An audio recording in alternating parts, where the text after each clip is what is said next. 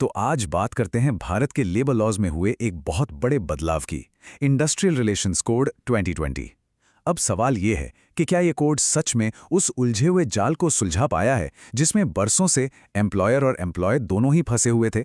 चलिए इसी को समझने की कोशिश करते हैं। सोचिए, जो कानून लगभग 100 साल पुराने हों, उन्हें आज की 21वीं सदी की इकोनॉमी के लिए मॉडर्न कैसे बनाया जाए।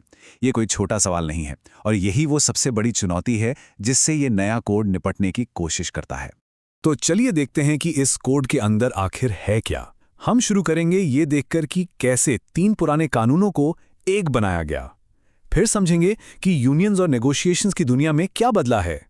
इसके बाद रोजगार के नियमों को देखेंगे, हड़ताल और छटनी जैसे मुश्किल मुद्दों पर बात करेंगे और आखिर में एक बहुत ही दिलचस्प कोर्ट केस पर नजर डालेंगे जो इन सारी बातों को एक साथ जोड़ता है।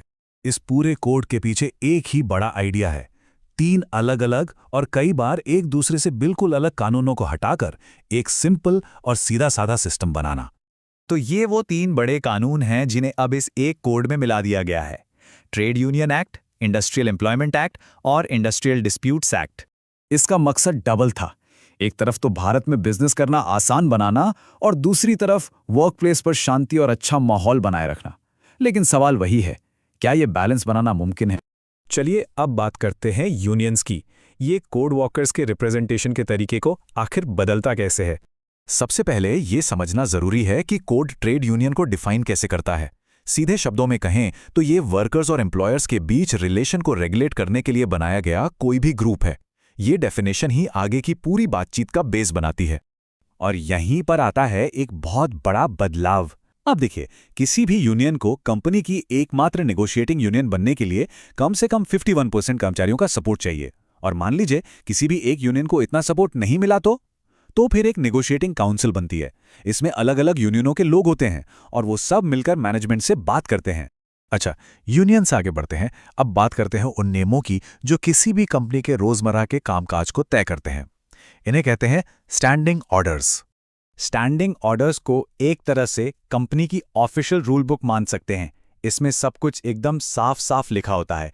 काम के घंटे क्या होंगे, छुट्टियां कैसे मिलेंगी, वर्कर्स कितने तरह के होंगे और अगर कोई गड़बड़ होती है तो एक्शन कैसे लिया जाएगा। देखिए, इसमें वर्कर्स के क्लासिफिकेशन से लेकर छुट्टियों के नियम और शिकायत का पूरा प्रोसेस, हर छोटी बड़ी डिटेल शामिल होती है। मकसद बस इतना है कि किसी भी तरह का कोई कंफ्यूजन ना रहे। अब आते हैं इंडस्ट्रियल रिलेशंस के सबसे सेंसिटिव और अक्सर विवादों में रहने वाले मुद्दों पर, यानी स्ट्राइक, ले ऑफ और कंपनी का बंद होना।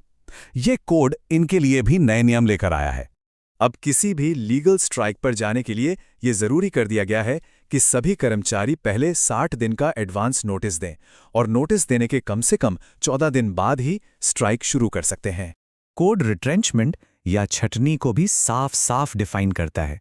इसका मतलब है किसी भी वजह से कर्मचारी को नौकरी से निकालना, बस वो वजह कोई डिसिप्लिनरी एक्शन ना हो।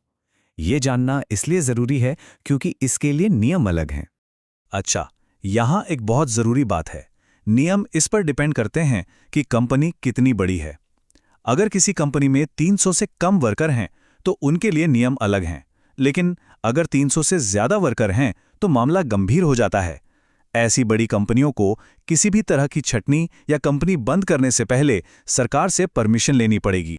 ये समझने के लिए कि इन नियमों का फेयर होना इतना जरूरी क्यों है, चलिए एक पुराने लेकिन बहुत अहम केस पर नजर डालते हैं जो सुप्रीम कोर्ट तक गया था। इस पूरे केस का निचोड़ सुप्रीम कोर्ट के इस एक पावरफुल फैसले में है। इसका सीधा सा मतलब यह है कि नियम सबके लिए बराबर होने चाहिए। इससे फर्क नहीं पड़ता कि कोई कंपनी में कब आया। तो कहानी शुरू हुई 1951 में, जब एक कंपनी ने रिटायरमेंट की उम्र 55 साल तय कर दी। प्रॉब्लम तब शुरू हुई जब यह नियम उन वर्कर्स पर भी लागू कर दिया गया जिन्हें इस रूल के बनने से भी पहले नौकरी पर रखा गया था। और यह मामला आखिर में 1972 में सुप्रीम कोर्ट तक पहुंचा। ये पूरी कानूनी लड़ाई एक सीधी सी बात पर थी। कंपनी कह रही थी कि जो नियम सर्टिफाइड हैं वो सब पर लागू होते हैं।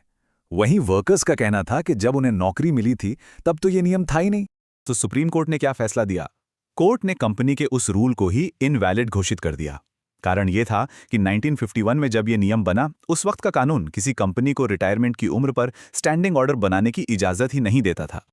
आखिर में कोर्ट ने खुद आगे आकर उन वर्कर्स के लिए रिटायरमेंट की उम्र 58 साल तय कर दी। इससे ये साफ हो गया कि नियम मनमाने नहीं हो सकते।